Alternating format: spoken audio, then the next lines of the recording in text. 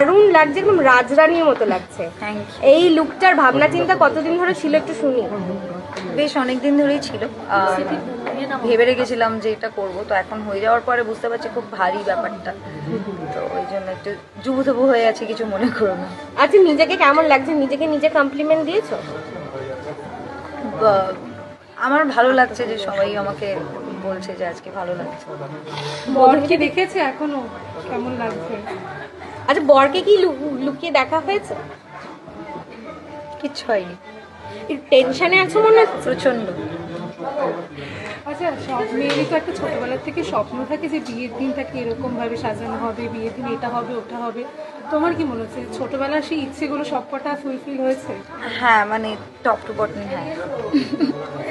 Very happy, thank you so much. না, এটা আসলে খুবই স্পেশাল, কারণ এটা তো একটা প্রসেস, অ্যাকশন কাট নয়। আর তাড়াতাড়ি তাড়াতাড়ি চলো রেডি হচ্ছে সেরকম নয়, তো একটা পুরো পিওরিটির মধ্যে দিয়ে সকাল থেকে একটা প্রসেসের মধ্যে যাওয়া হয়, 2-3 ঘন্টা ধরে যখন রেডি হচ্ছি আরও অনেক কিছু হয়। সো এই প্রসেসটা প্রচণ্ড অন্যরকম। সো এই অনুভূতিটাকে শুটিংয়ের অনুভূতির সঙ্গে মানে কম্পেয়ার করা একেবারেই চলে না। এটা আমার অনেক দিনেরই প্ল্যান ছিল, কারণ আমি জানতাম মুকুট তো পড়তেই হবে, সো আমি ফিউশনে কখনো যেতে চাইনি, মনে হয়েছে ট্রেডিশনাল জিনিসটাই রাখবো।